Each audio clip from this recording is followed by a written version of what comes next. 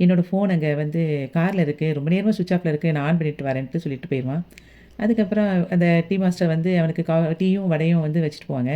உடனே நிலா எடுத்து அந்த வடைய சாப்பிட்டுட்டு இருப்பா. அது சோழன் வந்து ஃபோன ஆன் பண்ணிருவான். ஆன் பண்ண நேரத்தில சேரன் அங்கருந்து கால் பண்ணிருவான். "டேய் ரிங்கு போகுதுடா" அப்படின்னு சொல்லிட்டு இருக்கும்போது, சோழன் எடுத்துருவான். "ஹலோ" அப்படின்னு பேசினோனே, "டேய் எங்கடா இருக்கிற?" அப்படின்னு சொன்னோனே, "ஏன்னா இன்னும் கொஞ்ச நேரத்தில நான் வீட்டுக்கு வந்துருவேனே" அப்படின்னு சொல்லி அவன் சொல்லுவான். "உனக்கு என்னமோ கல்யாணம்லாம் ஆயிட்டுன்னு என்னென்னமோ சொல்றாங்க" அப்படின்னோனே, "அதுக்குள்ள யார் சொன்னா?" அப்படிங்கும்போதே, அப்போ பல்லவன் பக்கத்துல இருந்துட்டு சொல்லுவான், "ஏன்னா அங்க உள்ள போலீஸ் ஸ்டேஷன்ல தான் கால் பண்ணி பேசினாங்க" அப்படின்னோனே, "ஓ! அவரு சொல்லிட்டாரா? ஆமாண்ணே எனக்கு கல்யாணம் ஆயிட்டுன்னோனே" பல்லவன் வந்து பயங்கர ஹாப்பியா இருப்பான். "பாத்தியா அண்ணனுக்கு கல்யாணம் ஆயிட்டு, சோழன் அண்ணனுக்கு கல்யாணம் ஆயிட்டு, இனிமே அடுத்தது சேரன் அண்ணனுக்கு தான்" அப்படின்னு சொல்லிட்டு சொல்லிட்டே இருக்கும்போதே, "அண்ணே யாரு கூட உனக்கு கல்யாணம் ஆயிருக்கு? நீ ஏற்கனவே ஒரு பொண்ண கட்டினியே அந்த பொண்ணா?" அப்படின்னோனே, "ஆமாடா அந்த பொண்ணு தான்" அப்படின்னு சொன்ன உடனே அவன் பல்லவன் பயங்கர ஹாப்பி ஆயிருவான். பக்கத்துல பாண்டியன் வந்து ரொம்ப சந்தோஷமா இருப்பான். அப்ப சேரன் வந்து, "ஏன்டா என்னடா பண்ணி வச்சிருக்க?" அப்படின்னு சொல்லும்போது, "ஏன்னா இன்னும் கொஞ்ச நேரத்துல நான் வந்துருவேன். ஒரு ரூம் மட்டும் ரெடி பண்ணி வையி.